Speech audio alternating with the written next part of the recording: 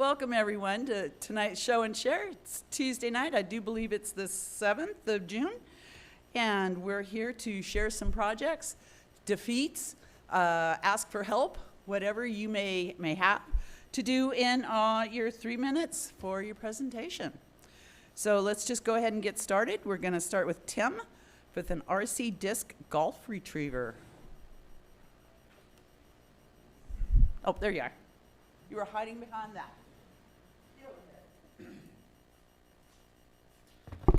So anybody who doesn't know what disc golf is, it basically used to be called frisbee golf, but then science actually got involved, and now these things can fly like 800 feet. But whenever you're out and playing, you'll run into places where there's ponds, and sometimes you'll be really deep into the water. This particular disc will actually float, but all that people make for these things is one of these, which extends about 16 feet, so you're pretty close to the shore if you're going to actually get your disc back. So about a year ago, whenever we started playing, this particular RC boat was on sale, but it was super expensive, and I only have it now because it went on sale for 70% off about a month ago. But it has this neat little thing on the front of it that the company uses because they advertise you putting this in a pool and then putting a tennis ball in the pool and having 2 of these, and you're playing polo with them, basically. But another company made exactly the same boat, but half the price. And I 3D printed my own version of the catcher, which was much, much larger and actually could catch the discs. So now whenever we drop one in the middle of a pond, I can just send the boat out and it can push the disc back to shore. These are jet boats because I knew that we would run into scum and shallow water, and I didn't want the propeller to get gummed up whenever we were driving around in it. But what I didn't count on was that there are some places where the water is so scummy that it still gets sucked into the intake of the jet and it will clog it. Thankfully, we did get the boat back that time. But then I built version 3 of my disc golf retriever, which I'm going to put a catcher on the front of it. But this is actually an airboat. And it's all 3D printed except for this piece of foam on the bottom of it. This thing flat out runs those hands down. It skims across the top of the water. It doesn't matter what's in the water, it'll just go over it. This also is a little bit of me thumbing my nose at my wife about keeping all the metal coat hangers because they make great hinges for the rudder flaps on the back of it. And the piece that controls these 2 together are actually just paper clips. But the whole thing works super, super well, and whenever I finish cutting out all of these pieces and I get the attachment for the front of it, then this can go across any water surface, and we'll have hooks that will catch the disc as it goes, and then it can just bring it back to me. So that's pretty much where we're going on this one, and we've actually tested this in the water. It does work quite well. But at the time, we were just having to push the disc around because I didn't have everything else. And I actually found that if I turned the boat around and I used the propeller, it pushed the disc further than the boat itself would because the boat would just go over it. But that is pretty much my show and share. Do you want to film this in action? I was going to drive it, and nobody else wanted to film it at the time. The only one that I've got is a test where I put it in the water just to see if I can actually drive it in the bathtub. You have any trouble pushing this going down? You just take it nice and slow. The disc usually will want to float, and you want it to kind of float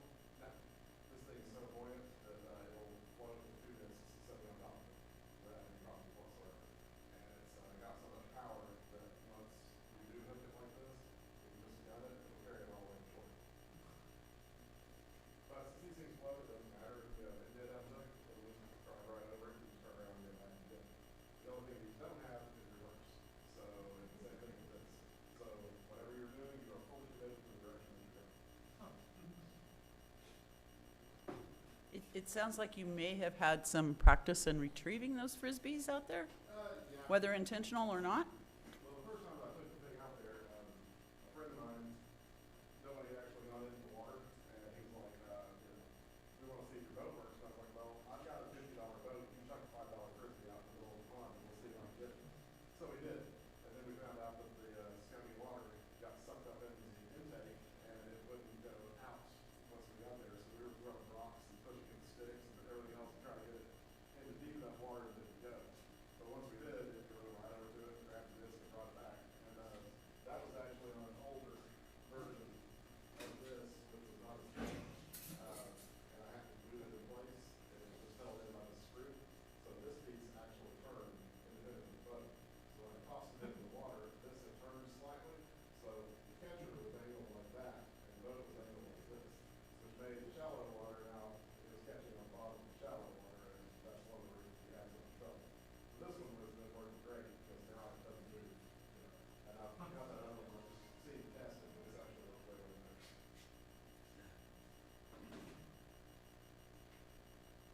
Thank you, Tim.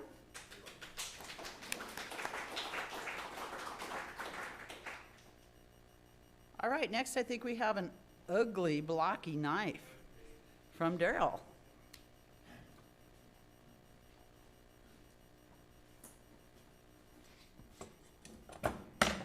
Work? Yeah. How do you move this? Could I zoom this somehow? Oh, zoom. Oh, where did it go? This one? Huh? Oh. Sweet. All right, good enough. Vision hold. Ah, there we go. So I'm new here. This is my second week coming out, and I thought I have spectacular failures, and I'd lean into that and show some off. I'm trying to learn how to blacksmith, and started with bladesmithing because why not? And I wanted to show off kind of my first real knife and the two things that got me toward it. First, I took a piece of rebar, pounded and pounded it. I didn't have a real anvil yet. I just had a vise from Harbor Freight with a little square of steel on it, and I was just like, didn't get much bounce on that. So this was rough going. A lot of hard work with the arm, and I got something vaguely blade shaped ish, right? And then I ground the heck out of it, and you can see a lot of hammer marks still. And then I ground the heck out of it some more. If you look back, I mean, look how much material there is on the front here. And then go to here, I got it a lot thinner. And so here's the actual piece. It's really ugly. It's got a really nasty curve, a bunch of nasty curves in it. Left the pinched rebar, on the end. So that's knife number one out of a piece of rebar. It would cut butter. If you grab it wrong, it would cut you. But I may as well have just, oh shoot, I don't know what I did. Should I push here? Okay. I mostly just flattened a piece of stock and ground the heck out of it, and it's useless. So, sorry about that. My hand just hit one of these. Is it on? Two that's on?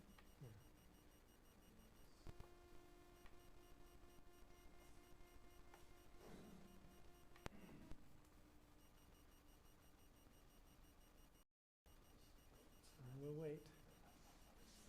This is all part of the demo. We're talking about failures. Okay. So next up, I made another try. Fail once, fail harder, try again, so on and so forth. Here, I show it kind of heating up a little bit. Like I actually have, at this point, a real anvil. I've conditioned a little bit or dressed a little bit to make it serviceable. I have a proper, if small and cheap, gas forge. I've heated the metal up. I've banged something that looks vaguely like a knife point on it. And then, after I'm done with the work, you can see it. Well, this is the piece, a little bigger than my hand. It's real pitted and has a lot of hammer marks still. It's not, it's not especially straight, but it's better, right? I've got little hand bevels here. There's no distal taper, taper from rear to front, but it's progress, right? And this is what it looks like, a little up close. You can see again the hammer marks. It's I've ground it to this point on a belt sander, not a proper grinder, to the point that I can't really get much more off of it without thinning it out a whole lot. So take 3. Start with not a rebar, but a piece of like 1/2-inch round stock just out of the bin at Lowe's or Home Depot. This is my first hammer. Like this is I'm done with the hammering here, and I've made a thing that looks like a blade. Right? It's thick. It's it's still like 3/16 of an inch thick or something. But it looks and feels kind of like a blade. I've pounded a bevel into it. Didn't know what I was doing. I was just hitting the metal. Here I've shined it up a lot with the sander. I've used a file to put a bevel on it. It's a really ugly, if you look at the lines here, it's real wavy and ugly. You can still see a lot of hammer marks. You can see I've drilled holes in it to take some of the weight off because this thing is like a pound. And here I'm just showing a little more progress. And here I'm putting scales on it. I bought some scales from the woodcraft shop, cut some pins, glued it up, stuck the pins in. My dog approves. This is what it looks like before I've actually sanded it and treated it. I sanded it to what I thought was the best of my ability. And it's just still really, really clunky, but that's what it looks like. And it's not a pretty knife. It wouldn't cut much, but I'm sort of proud of it, in spite of it. So that's where we are. And, here's the thing itself. Oh, now I need to zoom out. Here's the thing, it fits in the hand okay. It's really chunky back here. You can see, the width, the width, the butter knife versus this. I mean, it's so much bigger, right? It's heavy. It's going to go on a shelf and just, stay there. But that's my fantastic failure. And yeah, thanks. So, was that your first time blacksmithing ever? Yeah. Yeah, it's the very first thing I ever flattened. Yeah, so this is try number 3. But I mean, don't wow, because thank you. But I watch a lot of Fortune Fire. okay, okay, that's what got me started. Well, I've seen a lot of people post like online their first knives, and they're beautiful. Like, and I'm like, well, really? Is that your? What kind of tools are they using too? Yeah, well, So they've got all the automated. maybe all of that. It's different. we'll blame the tools. Counting them out. That's a whole other subject. Yeah, I was proud of how this one, when I got that first, the first thing that looked like a knife just from forging it, and I was like, okay, maybe I can do this. This is, maybe I can actually do this, and in a year I'll make something that's like okay, right? So that's why I'm here. I don't have access to nice tools. I've got my garage that I have to empty out and pull all the stuff out. It takes an hour to set up, an hour to tear down, and I thought, well, let's have access to some better tools and maybe some people who know what they're doing, and then I can become like mediocre at this. So that's why I'm here. Thanks. Oh yeah. I did. It went okay. Now this is just whatever garbage, mild steel, or from the bin. I normalized it 2 or 3 times. I think twice at 450 in a toaster oven. And normalizing is heating it up to a lower temperature and letting it cool naturally. When you beat on the metal, you mess up all the crystals in there. You just smash it all to bits, and it's really brittle and fragile. When you normalize it, it changes the structure to make it a better structure so that it's not as likely to warp and crack and everything. So I did that, and then I quenched, and probably for this one, I think I quenched in canola oil at about 130. So, yeah, thank you.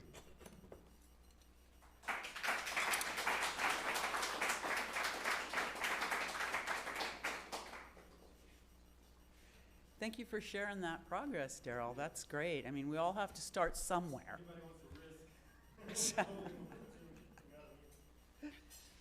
All right, next up we have Colin with a watering can.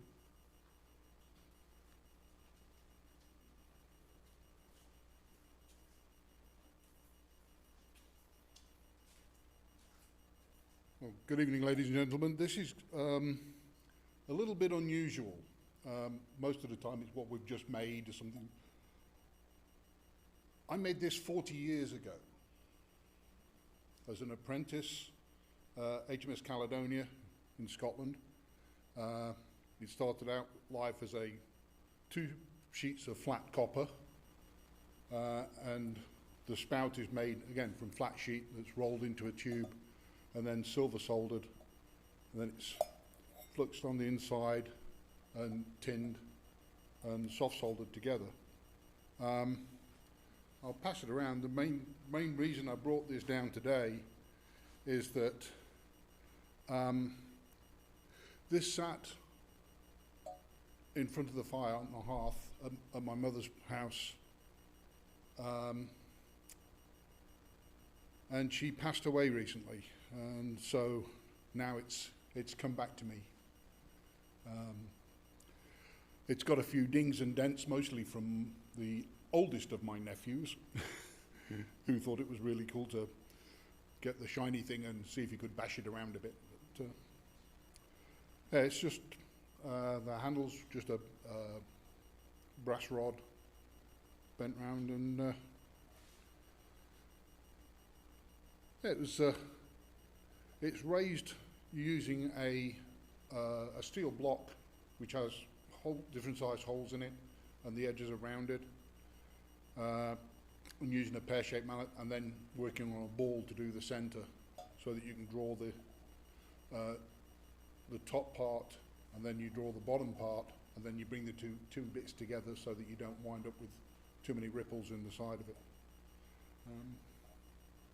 Yeah, so an apprentice piece from a long time ago. Is there a seam around the bottom as well? Or Yes, there is. The bottom is another flat sheet, which just has an edge. Oh, yeah. This edge here is formed around. I mean, obviously you're annealing the copper regularly through the process, but the inside of it is tinned with solder, and then very carefully working through the hole that you made to get the water in, with the very end of an oxyacetylene flame, you work your way around and run the solder around the inside. I don't know if you can see very much in there. It's kind of dark.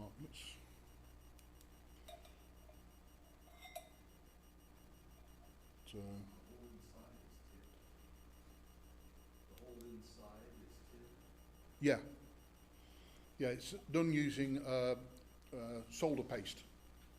And you just paint the stuff on, heat it up, and then wipe it with a cloth, and you wind up with a protected inside that won't, hopefully, turn green for a long time. This one's done reasonably well. Obviously, it's had some time to sit around, and you can see, I don't know if it'll show up on this terribly well, but you can just make out the seam on the underside of the spout, and that's silver soldered, and then it's soft soldered to the body. Obviously, if you try doing it the other way around, you'll melt the tube before you get the thing to stick to the side. And it does have a hole drilled in it, so it does actually water things. It will actually tip water out. So it came back to me.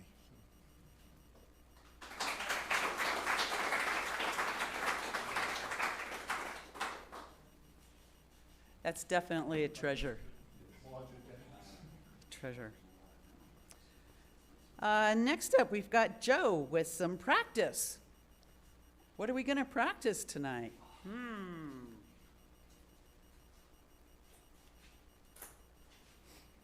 Hello, everybody. Okay, so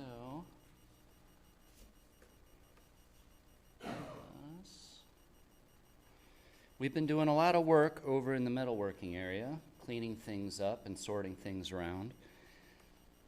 And we've ended up with a whole lot of scrap. There's a lot of really good steel we found, but there are buckets and buckets of just the old little pieces that for years and years all of us have been setting our machines on, running our practice beads on, doing all kinds of terrible things to, and these pieces are pretty much all covered in weld now.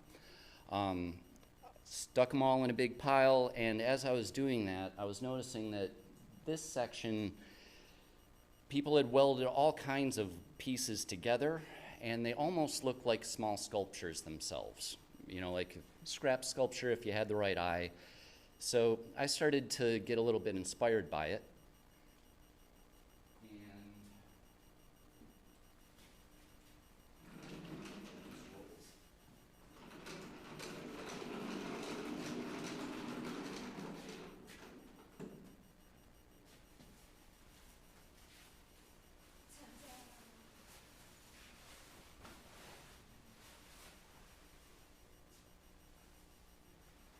made a scrap sculpture out of all of the scrap sculptures.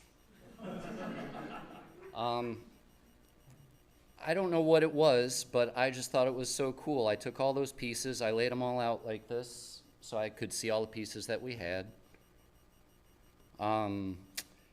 This is it kind of coming together a little bit on the table. I got the base there, the 1 foot. I kind of wanted it to be a little dangerous looking. I wanted it to have some height and to be, I guess have a little bit of motion or connectedness to it. But it got heavy real quick, so I moved it to the floor and continued to work from there as I built it higher, and then I put it on the rollers last, which I should have done first. But this is it coming together a little bit more, and pretty much together. I did make a sign for it because I kind of feel like this is a sculpture that all of the makers have made together. All I did was take everybody's work and weld it into one piece instead of it being a bunch of different pieces. So it's kind of like the community's sculpture in a way. So I made a little sign. I wrote it in soapstone, and then I welded over it so that it says Knox Makers there with this, and then I put it down here with a little plaque. And I figure that it can probably join the sculpture garden that seems to be growing out by the blacksmith shop. And people can look at it and watch it rust. But yeah, that's it. So I guess thank you guys for helping to make this thing. It's really neat. There's all kinds of levels of students on here. And as somebody who's welded for so long and seen all kinds of different levels of welders, it's neat to see just everything on here speaks to me in different ways. So anyway, that's practice.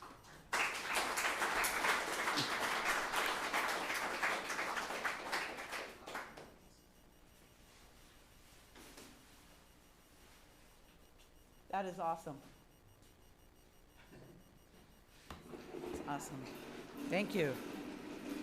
So we have a special tonight from Billy. We don't see you up here very often presenting.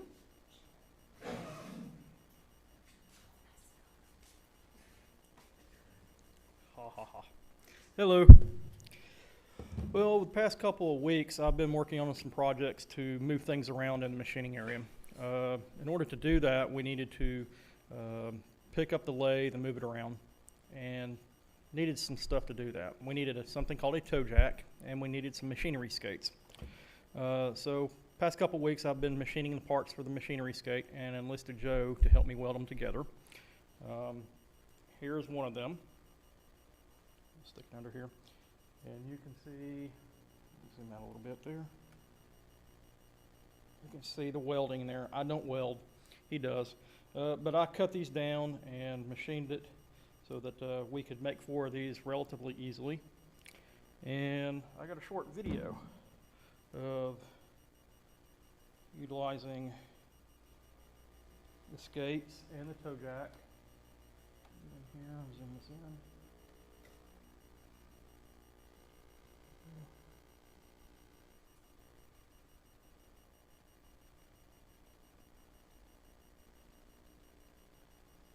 So there's the toe jack in action, and I'm jacking up the lathe.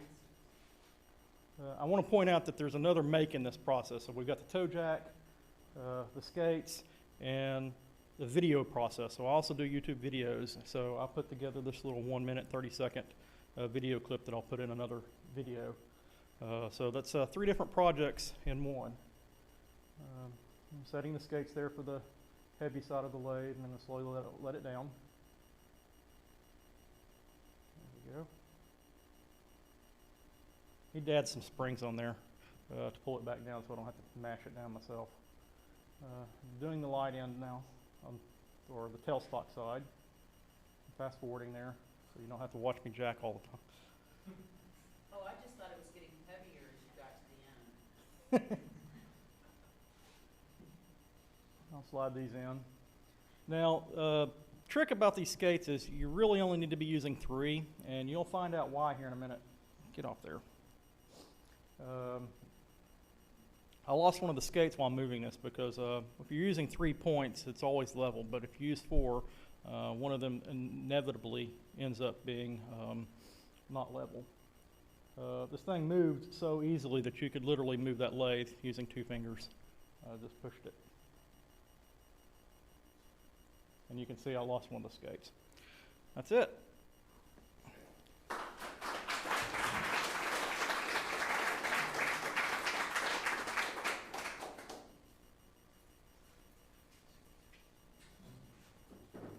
That's a great way to move a very heavy piece of machinery.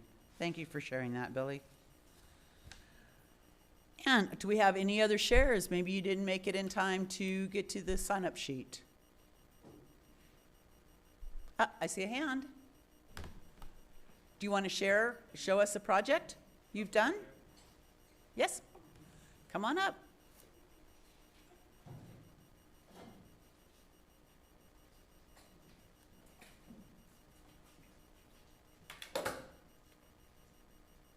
Hello, my name is Azim. I'm a 3D printer. I've been 3D printing for about a year now. I don't think I can get this whole thing on there, but If you show it to that side, then it'll pick up on the camera. this side? Yeah, I'm in Master Chief. The only thing I didn't really do is the visor. I didn't have like any way to make that myself. But everything else is 3D printed. There's like a couple layers of resin. But I made some other stuff recently, like Loki's crown. I don't know if that was shown there. Just for display or could you wear it? Right now it's just for display, but I can attach like stuff to it so you could wear it. I have in the past. And this one right here is probably my pride and joy. It's Din's helmet, Mandalorian. Yeah, it's 3D printed, and then there's a couple layers of resin, and then it's all painted by me. Can you see out of that one? Is it? Yes, I can see out of it. There's a little 3D print Snorlax. This is probably one of my first little experiments, trying to learn like what I was doing. I can't really get it in the camera. And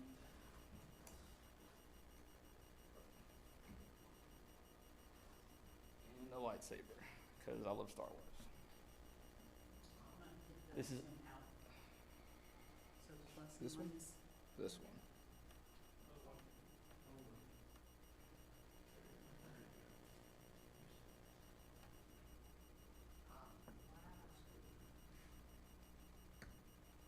I've made other stuff besides like Star Wars stuff, but like this is my favorite, so I had to show it off. I was gonna say, but that stuff's not as cool. So the texture on the saber is awesome. Oh, thank you.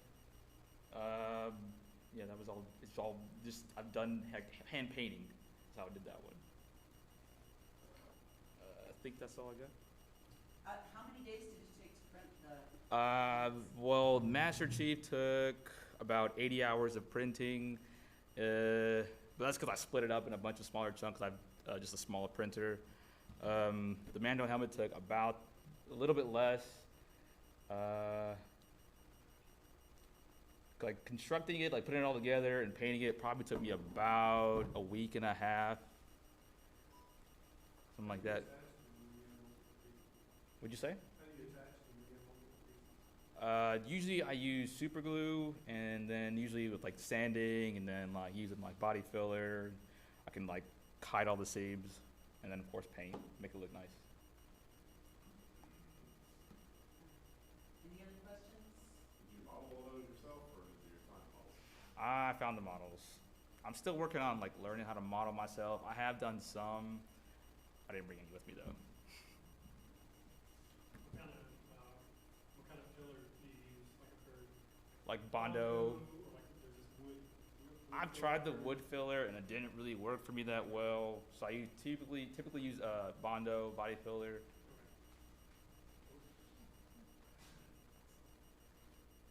How big of a deck or bed is on your printer? I have like a regular Ender 3, so it's like 250 by 250, I believe, or 230 by 230 millimeters. Yeah. So I have to cut stuff up.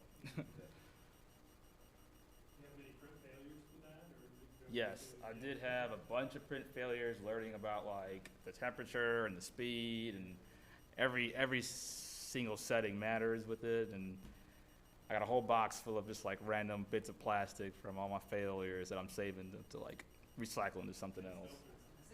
Yeah, exactly. We have one for every zone. Did you say what the material was? It's PLA plastic.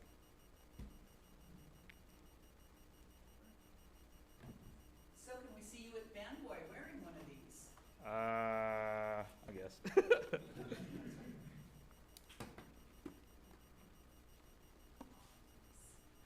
But it fits perfect, like I see out of it. I did wear this one for Halloween, and Really good. I wore this one. I wore this around the house sometime just for, you know, just because. And does your cat or dog appreciate that, or do they freak out? My dogs are so used to it now, it doesn't faze them. They're like, God, what's Dad doing now, you know? Now you need to put a dark saber for that helmet. I have a dark saber too, actually. Yeah. But any more questions? You do the whole Mandalorian armor suit? What'd you say? You gonna make the rest of it? Suit? I do have the whole suit, yes. Show that next time. Yes, I know. Yeah, I can definitely show it next time. How resilient is the material? What'd you say? How resilient is the material? I mean, it's pretty sturdy, depending on like what settings you use. When I was first starting out, I was mostly worried about speed and just trying to get it done, so it's like pounding stuff out as quickly as I could. But eventually, after the failures, I learned to like let it take its time and do its thing. It's pretty strong though. Like I've dropped stuff all the time. I've banged into stuff, not paying attention, and I've never had anything like break on me. Besides one time, I did make the helmet from Thomas from Daft Punk, and I was like doing the last stages of painting it, making it nice and perfect, and I dropped it off my porch and had a big crack down the middle of it that I had to fix.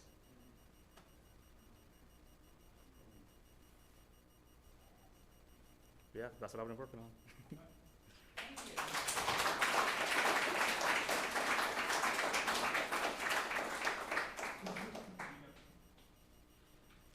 That's great. Any other shares? It's hard to follow that one. Wow. So I'd like to welcome anybody. I see a couple new faces out there. If you haven't been here before, you can ask for a tour from somebody in a red badge. Or if you've been on a tour and you still have questions, feel free to ask. But before we take off, I wanted to give a plug for the MIG Welding Class 101 on June 11th. Looks like there's still some tickets left. We have a new members onboarding on the 16th of June. If you can't make that one, it's a Thursday night, then we do have one on a Tuesday, June 28th. And that's part of the new member onboarding. It's a requirement now. We have Perfect Miters and Splines on June 18th. Laser Cutting 101, oh, sorry, nope, that one's sold out already. We have a board meeting. I know the calendar says the 19th, but I've heard it's not the 19th because that's Father's Day weekend. It's the 12th. Yeah. Yeah, so don't mind that, but I'm quoting these dates and these classes from our calendar that you can find on knoxmakers.org/events. So that's where you can go to find classes that are coming up, classes that have passed that maybe you might be interested in, to find out a little bit more about us, and get your tickets off that website. So I'd like to ask for some volunteers, maybe somebody to help us with the trash. We are an all-volunteer organization. So if somebody could offer to grab all the trash from all the trash cans, thank you, sir. And somebody else to change the air filters, because they're getting really gritty. It's summertime, the AC units are running a lot more. John Dell beat ya, sorry. But thank you for the offer.